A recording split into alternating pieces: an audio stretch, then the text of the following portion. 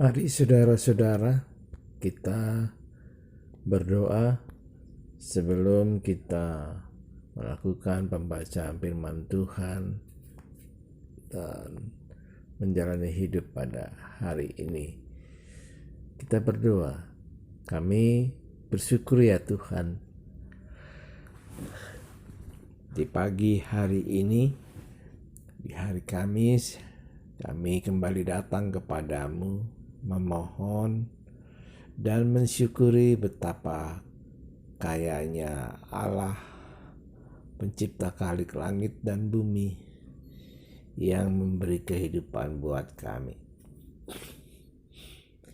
Biarlah kemuliaan-Mu di tempat yang maha kudus menjadi pengharapan kami, karena kami sungguh-sungguh memenuhi panggilan-Mu. Tuntun kami dalam pembacaan firman-Mu dan menjalani hidup hari ini. Dalam nama Roh Kudus kami bersyukur dan berdoa. Amin.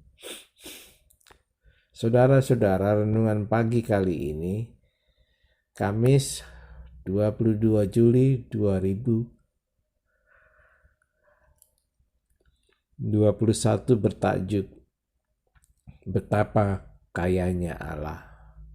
Teks bacaan diambil dari surat Efesus 1 ayat 18, terjemahan baru Lembaga Alkitab Indonesia, berbunyi demikian.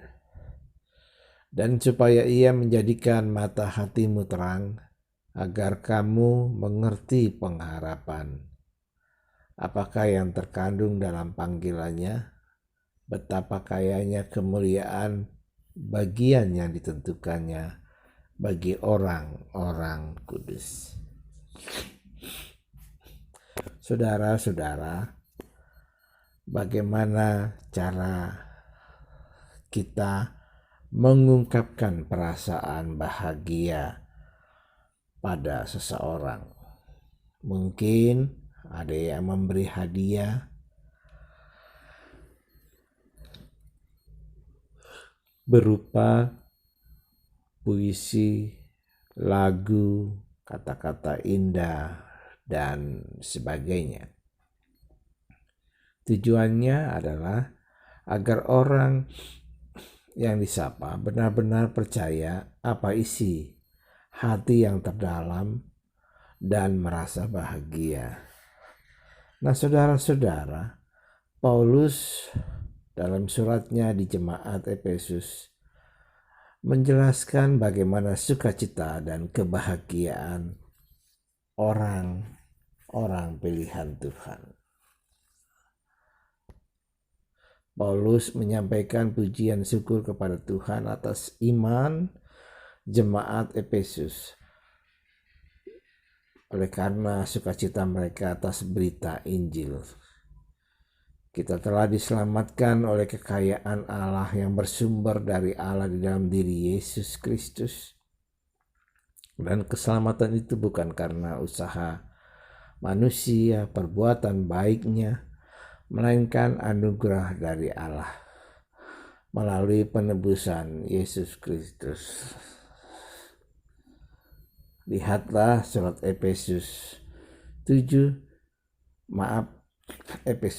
ayat 7-8 menuturkan demikian. Sebab di dalam Dia dan oleh darahnya kita beroleh penebusan, yaitu pengampunan dosa, menurut kekayaan kasih karunia-Nya yang dilimpahkannya kepada kita dalam segala hikmat dan pengertian.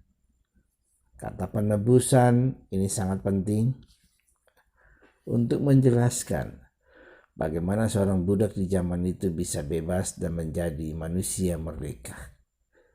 Itu adalah sesuatu yang mustahil dan tidak mungkin.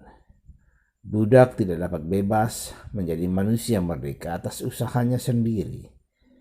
Harus ada orang yang dapat menebusnya, dan orang yang menebusnya menjadi Tuhan yang baru baginya. Demikianlah manusia tidak mungkin bebas dari dosa karena usaha atau kebaikan manusia. Itu berarti harus ada sesuatu yang tidak mungkin. Namun apa yang tidak mungkin bagi Allah.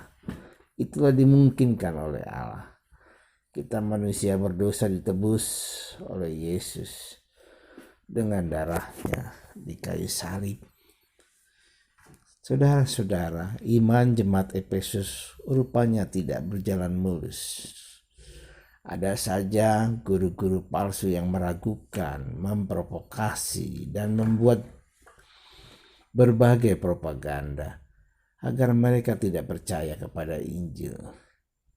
Para guru palsu melakukan berbagai siasat jahat untuk mempengaruhi jemaat agar meninggalkan imannya. Dalam kesempatan itu Paulus hadir meneguhkan iman mereka.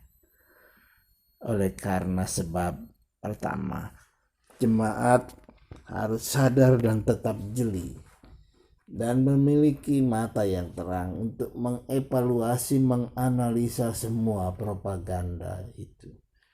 Tuhan sendiri menolong dan memberi kekuatan bagi orang percaya agar tetap cerdik dan cerdik menghadapi segala tantangan.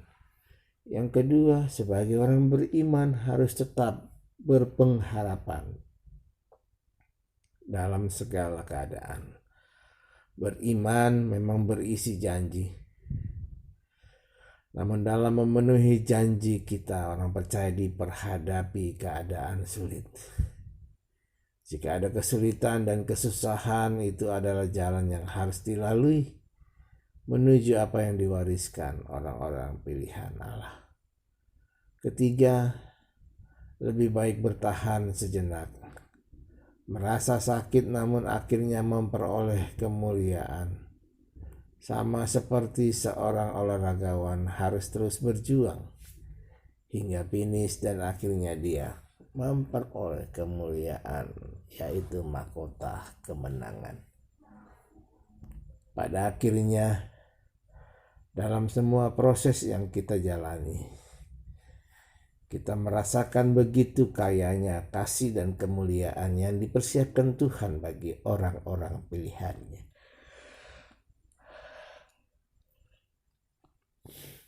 Saudaraku, dalam masa PPKM yang diperpanjang hingga 25 Juli berikutnya, ada banyak peraturan dan protokol kesehatan yang harus kita lakukan. Mungkin banyak yang mengeluh karena pembatasan dan seolah-olah terkekang. Mata hati kita harus tetap terang, menelaah semua hal itu. Karena semua itu kita lalui untuk keselamatan dan perlindungan bagi kita. Selamat beraktivitas kembali di pusaran zaman buat saudara-saudara sekalian.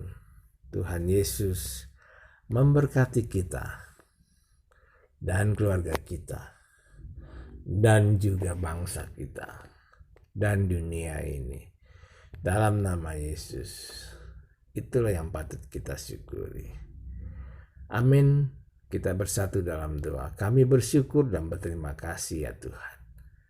Biarlah di hari Kamis ini Tuhan, kami terus melihat betapa kayanya Engkau. Melihat kemuliaan-Mu untuk mendorong kami kuat terus bersyukur kepadamu. Dalam nama Yesus, amin.